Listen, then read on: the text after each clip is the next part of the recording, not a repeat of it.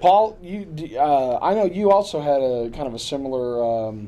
I've heard your Conan story a couple of times, and how you were sort of like the loner in school and identified with Howard and Conan in this capacity. Speaking both to the Texas thing and also sort of the why didn't he great literature thing, do you feel, because you run in a different circle, and is it the do you feel like Howard translates well into these other groups of people? I mean, do they get it when you tell them what you do for a hobby? It always ranges from smiles to gawks, or polite graciousness, I guess, on occasion. But it's usually, and I still get that. I still get the same thing where you go, they say, well, why are you going to West Texas? And I say, I'm in this foundation and I do this thing. We show up every year and it's a big thing. People flying from all over the world and blah, blah, blah. And they go, well, who's the author? I said, his name's Robert E. Howard. And they go, who's that? And I said, well, and you always have to do it the right way. You don't start with, he wrote Conan, because then they're done. They're like, they put their hands up and say, that funny movie with Schwarzenegger. Okay. You always got to start with, he wrote in the 20s and 30s. He wrote for the pulp. He was very successful. He wrote in all these genres, westerns and fantasy and horror and blah, blah, blah. And da-da-da-da-da-da. He's and every big horror writer uses him as a touchstone now, and you flip to the back of Nancy Collins or anybody, they always got to say, Howard. They got to poke that button now to show that they're well read, which is kind of an interesting thing, I think. I'm not sure if they really are that well read, but everybody points at it now. It's part of the prestige of being there. And by the way, he also wrote Conan the Barbarian. It was 5% of his output. It was just, a character he did 20 stories on out of, 600. But that's what everybody remembers, because there was that business time when it was that time, I guess maybe started sort of kind of with Derleth and then with the known press guys, and then it got hammered with Sprague de Camp, where they said, I want Conan, I don't want the rest of it. Barry Howard, make Conan the topic of discussion and blow it up. And it wasn't until Paradox got into town that they said, no, we got to flip that back over. No, I shouldn't say that. I think the Bombs took that to heart too, that they thought, if we could find a way to do it, let's flip that back over. And because then you have, makes a lot more sense, because you have a lot more properties to sell. Instead of one little niche property that became, everybody's wax nose, that they turned and twisted however they pleased, and completely lost sight of what Howard wrote. They just did their own thing. It kind of trashed it all. But and we all see it. We all see kind of, for those of us who are the fans, we want our justification for what we do. And so we want to get that literary respect and the academic respect. There's people working on those things.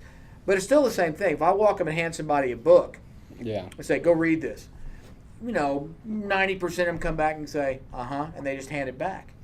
Because Howard isn't about mainstream thought. Howard is about, we're individuals, we're separate, we don't conform to other people, we don't want to conform to other people.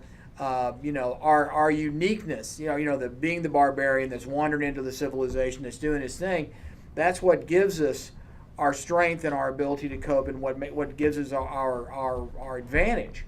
And we don't want to give that up. We like being different. Yeah. And at least in thought. At least in thought. I don't really think we do in reality. Does that get us a little bit into the theme of the panel, though? I mean, are Texans outsiders? And that's exactly. Texans have always been Texans. I remember my mom was from Illinois, and we lived in Oklahoma, and we were talking about Texas one time, and she said, Texans think they're their own country, even though they only were for a couple of years. They always think of themselves as their, you'll see people fly a Texas flag all the time. You can go to Oklahoma or Kansas or Iowa, and nobody flies the state flag except the official guys that have to. Nobody else cares. Texans care about being Texans. They're proud about being Texans. They love the myth making. They love making it. We are the biggest and the best and the brashest and the craziest, and we've had the oil and we overdo that a little. Yeah. One of the things in Texas history, you study Texas history, but when you get older, you find it's Texas mythology. Because, the Alamo and Davy died swing. And if you tell people that there's nobody that knows that for sure, they'll get upset. Oh, yeah. I mean, did somebody film that while it was happening? Yeah. There's no record of anything like that. I mean, and there is some record that possibly he was captured afterward and killed. And to me, it makes no difference. But the mythology. The Hank Hill comes out. You take that back. Yeah, the whole mythology. I'll tell you what, this hat's going to go around. But that goes back to Howard. That goes back to Texas. That's kind of the thing. Is that's that myth making. It's like Howard worked in all these genres, but he only wrote in really one genre. He wrote in the Howard genre. That's right. And when I was growing up, people would tell you tales, and they would just be realistic as hell until he talked about the horse that jumped over the river, and then it was going. And then you stopped going, wait a minute now, how wide was that river? You know. But it was a story mixed in. So I've worked in all these genres, and people say, well, how do you work in all these different genres? I don't even think about it. I'm not aware of that. And sometimes I don't know if I'm in a genre. I don't know that they combine or whatever. But I got that from Robert E. Howard, but I also got it from being a Texan. And I think that Texans in general have this mythology about themselves. They're independent until they need help. And it's like we used to think as kids, we'd go like Burroughs, I want to go to Mars, go out and hold your hands up. And then one day I realized, well, what if that worked? And I got there and Thark showed up, I'd be dead in 15 minutes. And that's why you started martial arts? That's right. That's pretty much it. If I could throw something out real quick. Sure. And maybe get Joe and you to respond to this. And I'll diverge a little bit or digress a little bit here at the beginning. I'm a big fan of Texas singer-songwriters. I'm a huge fan of Guy Clark. Yeah. Of of course you are. That's because you're a man of taste and breeding. I love this goes without saying. I love these people. Then there's a whole genre of Texas singer-songwriters who do what the Austin Lounge Lizards call another stupid song about Texas. Right.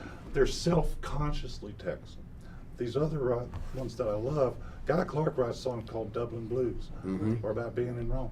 He writes songs about people. Nancy Griffith writes one of her best stories that she ever told was about being at Woolworths in London. Yeah. They're not self-consciously Texan, but they are thoroughly Texan. Yeah. What's the diff? The diff is that they're yeah. thoroughly Texan. The problem is that you were talking about the iceberg. What I'm trying to say is Texans are disappearing because what's happening is that culture is changing, and not all of it's good, but not all of it's bad. But the thing that is happening is that I really believe that perhaps my generation or the generation just after are the last of the people that are really tied to Texas itself. Now, I don't accept every stupid idea I hear from Texans. I mean, I'm a liberal and I'm in Texas, and I'm not a right winger. I don't like that. And people think all of us are, and we aren't. Some are. And I'm not a gun nut. I don't care. But I am an independent person, and I'm an independent thinker. But Texans come from this tradition of Texas itself being important. Like when I go overseas, I'll be in London. You're like, where are you from? Texas. That's what comes to my mind first, not the United States. Yeah. And then I have to think of that second. I'm an American. Yeah, I think of the important one first, and then I think of the next one. But I was taught that way, and a lot of it came out of the Civil War, and people are still fighting that stupid war that we should have lost, and I'm glad we did. But the point is still that independence, whether you're pro, anti, it doesn't make any difference. Yeah. But it's getting lost. And the reason that's happening is that television and all these different contacts are changing the way Texans see themselves because they're not as insulated. Because most of it was rural when I was growing up, which harbors this great, I love rural people, but there's also, it's a pot for ignorance, it's a pot for independence, it's a pot for creativity, and it's got, in other words, it's everything. Because of that isolation. It's why Howard exists. It's why I exist as a writer, is the isolation. And sometimes even the people around you, you're alone because you're different. You're still a Texan, but you're some kind of unique form of Texan. You're some kind of mutation Texan. And what's happening is that now when my kids, Casey still has a little country accent. My wife doesn't have any real accent. My son doesn't have any real accent. His wife doesn't have any accent particularly. My son-in-law doesn't have any accent. I think he consciously lost his when he was young. And these things, it's not that this is a pretty voice, don't get me wrong, but the thing is, this is authentic. That's going away. And when that goes away, and when all of these cultural connections go away like that, and you've got everybody seeing the same thing now, everybody's thinking the same thing, everybody's buying the same products, there won't be that kind of thing except in myth. And people pretending to be Texans, I think that period in the early 20th century, especially as the new medias were emerging, and you could record songs now, and you could then make movies of people, and you could make audio recordings of people talking. I think it was maybe Michael Moorcock. We were talking about this, and he made the observation that he feels that a lot of the Texas creative people. We were talking about you and Neil and some of those other guys. There's this sense of that kind of that pioneer pragmatism, where it's all here. You take what you need, and you combine it in the way that it makes the best use for you, and you leave the rest. But you didn't have a filter. No. You weren't told what was good and what was bad, No. and neither did Howard. And nobody told Jack Teagarden that he couldn't go listen to the Baptist hymns while he was singing the blues, and nobody told Bob Wills that he couldn't combine the horns and the swing set. Absolutely. And so that, I think you get a lot of people in Texas who weren't afraid to. Well, they weren't even much afraid. They just didn't know any better. Yeah, I mean, yeah. and I mean that not that was wrong, but Right. just in the sense that, like when I was growing up, my parents, like I said, my father couldn't read or write, and my mother was a big reader, and they didn't care what I read, as long as I was reading. Sure. And so they didn't say, "Oh, this is good for you," or "This isn't." They went and Right. bought me stacks of comic books, and when I was able to get books, which wasn't always, I might be reading the Hardy Boys one day, I might be reading Edgar Rice Burroughs the next day. A little bit older, I might be reading, Ernest Hemingway or somebody. So I never had this distinction about what was good for me, and it all just went in the soup. That's right. And I think that's what happened with Yeah. Howard. He just all had equal weight. Yeah. And when it knocked around in the tumblers, Yeah, how it and came when out is how it later came when out. you get older, you drain it, get the colander, and you drain out some of the stuff and throw out the roots, the bones, the bones and the roots. That's in the book Blood and Thunder. Good book. Thank you. I If you want to know about Howard, that's the book.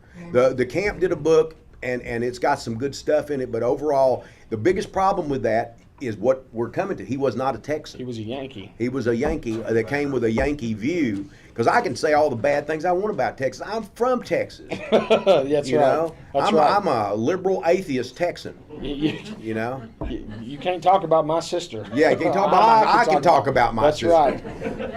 But I devoted a whole chapter to tall liars, and then the notion of the what we think of now as the bullshitting, and there was an awful lot of that was a social skill.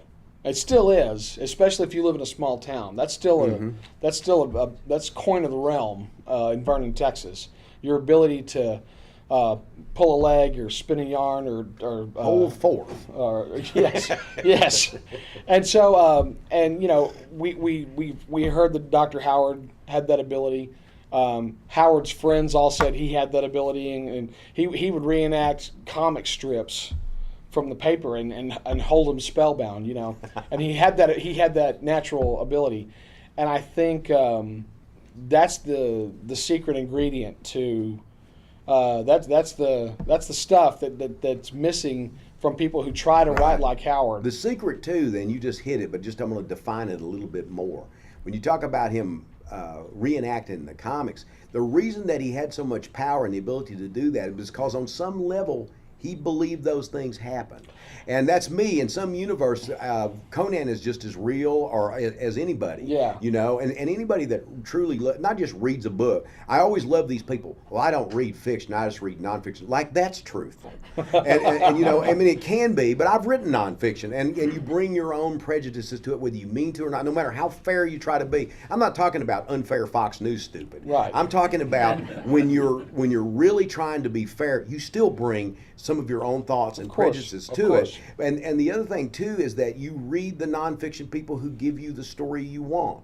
And so you're no more informed than the person who's reading fiction. In fact, fiction teaches you more, and you learn more from fiction because it touches the heart more than just these individual facts, which are important. But what this does is it tells you how you feel about yourself, how you feel about humanity, and if that isn't the truth, nothing is. Yeah. It's the way in which Howard wrote about westerns. Joe's not a fan of his westerns. I do. I'm a big time not a fan. But I do like his westerns. But I think some of Howard's best westerns are the westerns that he wrote when he was actually writing Conan stories or El Barak stories. I like the El Barak, and I like some of the horror westerns. Yeah, because I think that like when you try to write about yourself and the situation that you're in, it's very hard to have any perspective and distance. And what's nice about it took me a while to kind of grok that the El Barak stories were basically scout stories. It's Frontier Scout. It's just in Afghanistan, the same, but the relationship is the same. It's not cowboys and Indians. It's the British and the tribal chiefs. But wow, and when that hit me, it's like a grenade. Click. It just sits there for a little bit, then it blows up on you. And that's what fiction does, is it lets you sneak an idea in under the radar. And even it might not even be an idea that you intentionally wanted to put there. No, it usually isn't. I don't think he said, I'll change the Indians and make them, Afghanis. I don't think he said that. I think he was writing what he knew. He was trying to do everything he could to get away from Texas. And because he really he had Texas in the brain, and there were certain aspects of he was proud to be a Texan, but there was another part of him, and I think it was like me. Here I am growing up in this town, and it's all green and there's rivers and it's beautiful, but when I opened the door it was black and white. And when I looked out, it was black and white because these people were different than me, and yet I was very popular. I wasn't one of the ones that was picked on because I was a fighter and I was independent, but I knew that even when I was with those people, I was alone in some ways because I was different. And when I picked up a comic book, the world turned in color. When I put it down, it was black and white again. And so I wanted to get away, and I think that's why originally I didn't write about Texas. I wrote about other places. I wanted to write about fantasy stories, and then at some place that gear turned more, and I began to connect with my old upbringing. But I had that experience where I had been able to travel somewhere else, and when I came back, the color had flooded in. Yes, yes. One of my first experiences of really getting into this area, I've been coming up here for a couple of years thinking, what a fantastic, staggering imagination he had to create these exotic worlds out of this material. But we went down to Lake Brownwood, and they have a hiking trail down there, and I was hiking around. First thing I saw was a spider the size of my hand up in the trees. Between the trees, and I'm like, that's Tower the Elephant Spider. And then a little while later, I'm like looking up this slope, and I'm like, I'd just been reading El Barak stories, and I'm like, if that was 10 times bigger, that would be the mountain in Afghanistan that El Barak was trying to scramble. That's all it is. Right. And so I think there's a lot of that. If you start really looking in Howard, you get that it's Texas magnified. Yeah. I've looked at some of the work that I've done that's not Texas, which is very little in my life now, but and I realize it's still Texas. It's still, I wrote about a world with trees, but it was East Texas, but the trees were bigger. Right. It's a sensibility. Sensibility. And then you do get that whole frontier thing going on with Howard.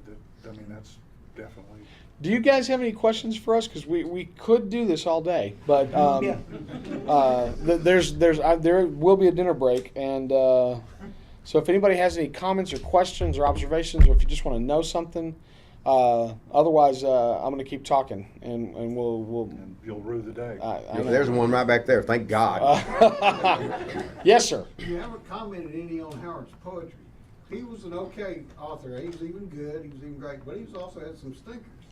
Yep. His poetry is almost all up here. Have you read the collected poetry?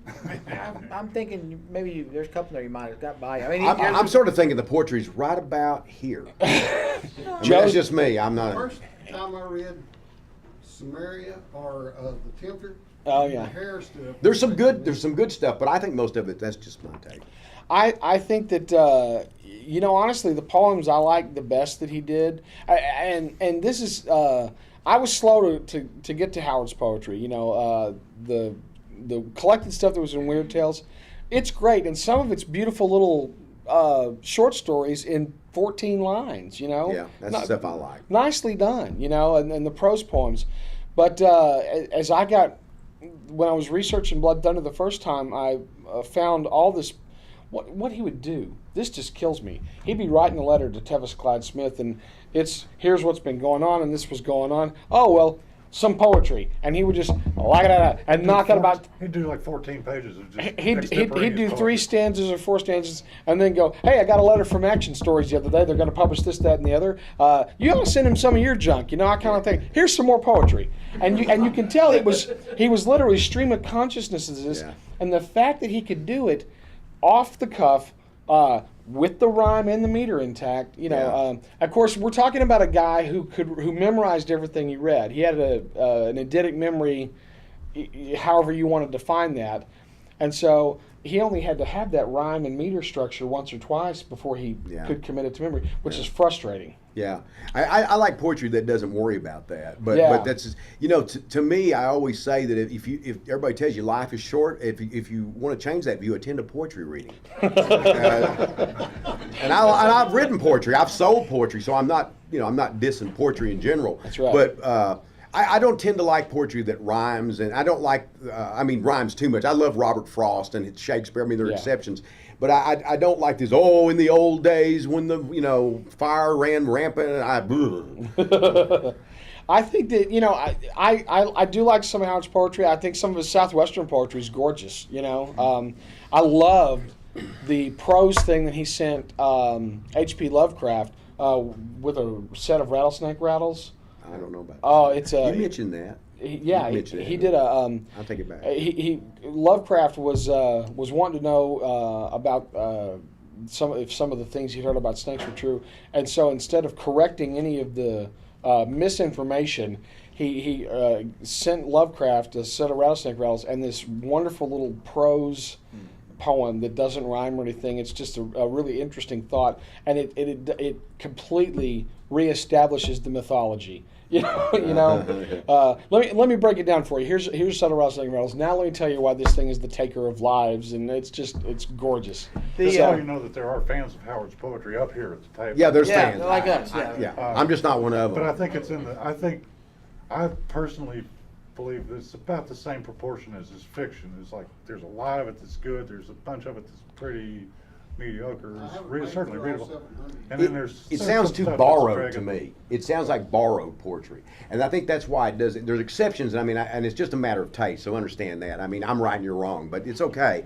But what I think is, and I'm joking. It is a matter of taste. But for me, I always feel it's borrowed poetry. It reminds me of a lot of the poetry written by a lot of other writers of a era ahead of him that he has borrowed from. That's what it looks like to me. I don't mean that he's ripped them off, but it just sounds familiar. But when I read his stories, I don't feel that way. I thought, wow, how did he do that? Yeah. How did he see?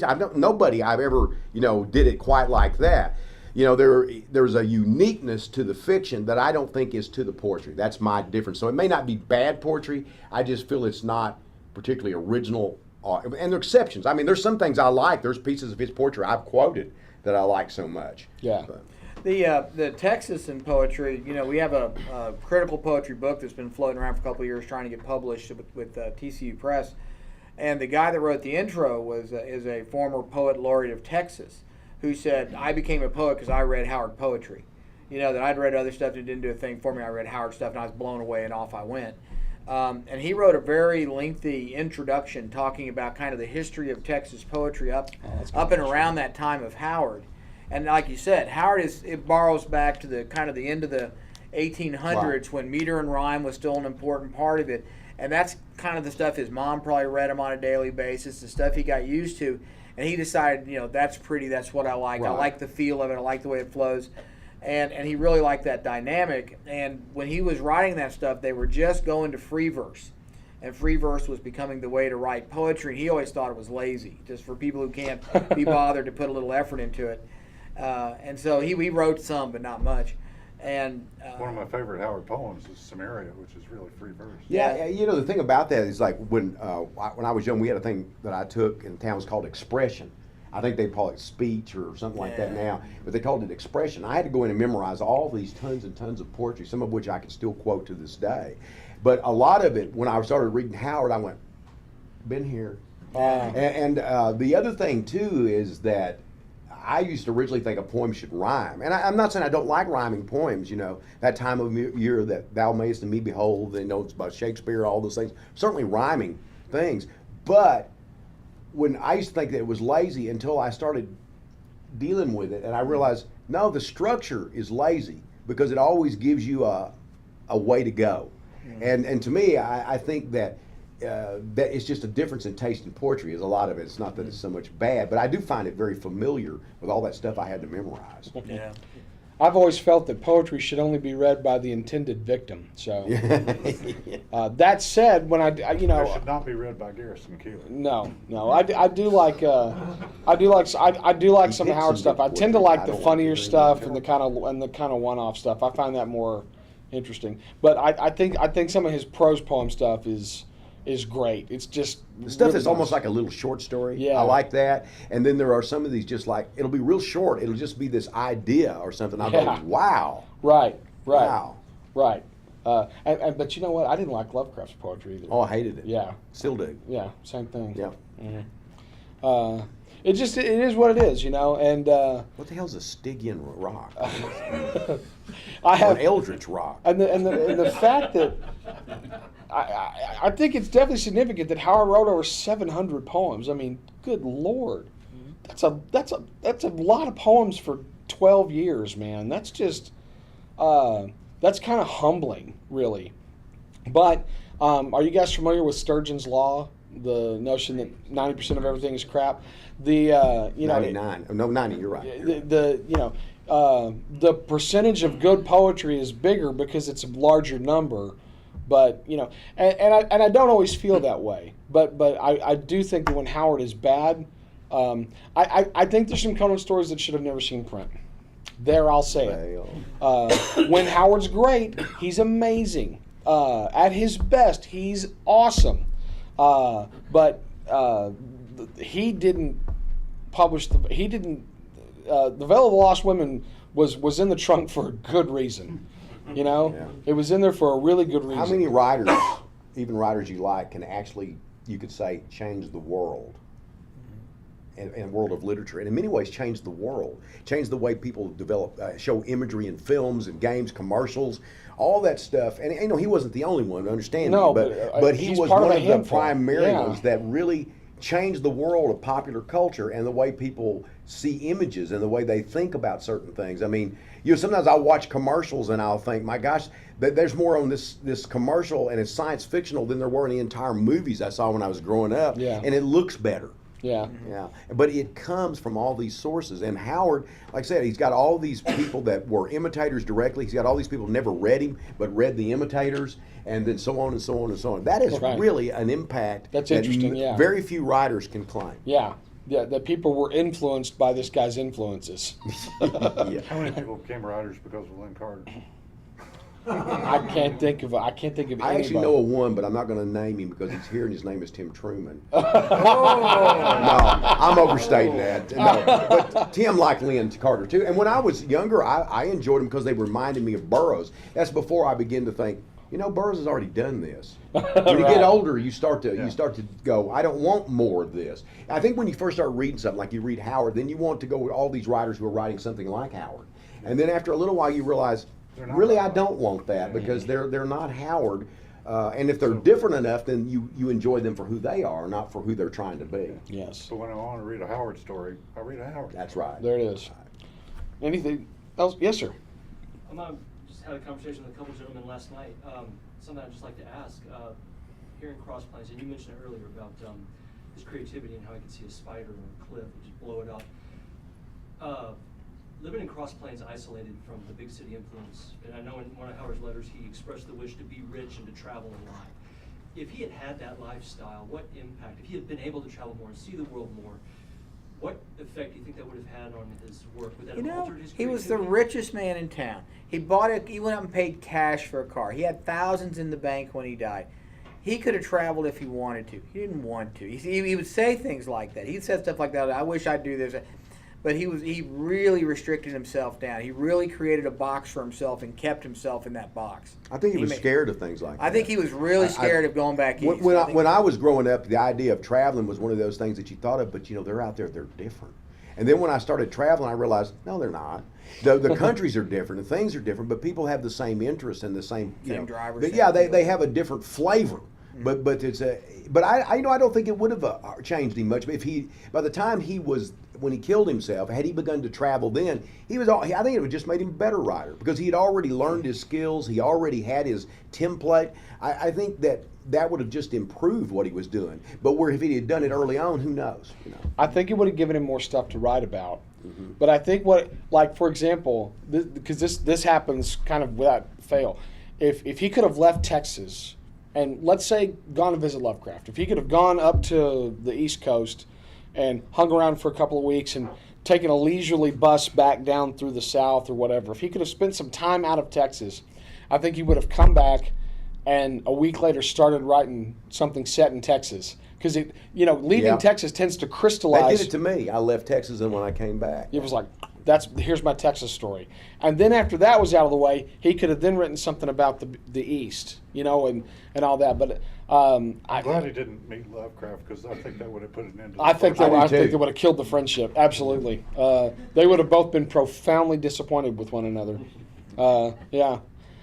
No, it works out. It works out better. It really does because even though Lovecraft was kind of snarky and sort of accused Howard to some of his other correspondents of gilding the lily more than somewhat. Some of the best compliments he ever paid. Like there's one, and I forget where it is in the Lovecraft letters. He makes a point of saying, I'm not really happy with what everybody's done with my mythos cycle.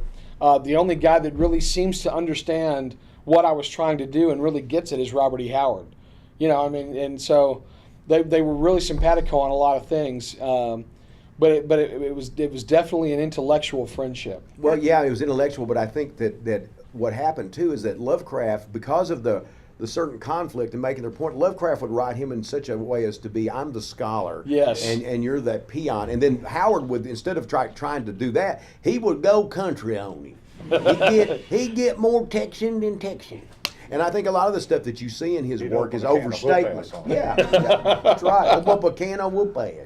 But I think he did that on purpose because I think they were reacting against one another. Definitely. And Lou Shiner, anybody know Lou Shiner? I know. Very good writer. Yeah. He and I used to write letters. Well, if people saw those letters now, they wouldn't understand them because we would just write stories within them like it was happening to us, and you really don't know the difference unless you really know us. Right. Well, I went to the store and I would, and this happened and whatever. But we did that to entertain each other. Yeah. And we did it because we were working on stories. We knew what we were doing. But if somebody was, and those letters, some of the letters for Lou are in the library. Oh, that's funny. Years from now, they'll go, wow, this guy did all this, or this guy, what a liar, or whichever way they want to perceive it. The lying part will be correct. Yes. But whichever way they want to perceive it is not necessarily the way it was meant. And what you say in the moment is not necessarily what should be enshrined in amber. Yeah. And people misunderstand it because sometimes you say stuff, and sometimes you go through periods in your life where you're a little bit more stupid about something, or you're really involved in that particular thing, and then later on your viewpoint shifts. Yeah. So when a lot of scholars say, well, he did this and this is what he thought, if it's really, really consistent, you can start to draw some kind of conclusions. But a lot of these things, when people do that, it's just one remark that a guy made in a letter. Of the moment. Yes. Oh, yeah. With Howard, you got to, anytime he's telling a story in a letter, you got to first think, well, is he trying to make a point? Yeah. Because if he's got a point he's trying to make, that story could just be to make the point. We've all gotten to the point now where we tell anybody reading the letters to go get a salt lick. Yeah. Because you're going to need a grain of it. Because you have to take it apart. You got to analyze time and place and right. And when Shiner and I were doing that, I would do that more. Lou couldn't do. He didn't like that. I mean, Lou's he's too tight. It's like me and Lovecraft and Robert Howard. Yeah. Except Lou and I are much more alike in other ways. But he was just like he couldn't get that. But I would just roll. We worked on a story once, and I said, well, I got this idea, and I sent him a piece of it, and I said, now can you run with it? And he wrote back, run with what? I said, just write the next thing. And so that drove him crazy because he's structured. Yeah. It takes him 7 years to write a novel. Yeah, he was, very much so. We have time for like one more question, and then we've got to wrap it up. Is there anybody that has a thing? No? Okay. Well, guys, thank you so much for putting up with us. We really appreciate it. And if you have any other questions or want to talk more about this, we'll be at the barbecue later. Please don't be afraid to come up and chat. That's one of the advantages of being at the small gathering where everybody gets some FaceTime. So thank you guys very much for being Also, here. unknown riders, look up Lewis Shiner. He's great. He's great. Yes. He's not Howard-like at all, but it's wonderful. Really good humorist. Black and White from Subterranean is my favorite novel by him. Oh, Oh, it's terrific. Okay. Thank you. Thank you guys so much.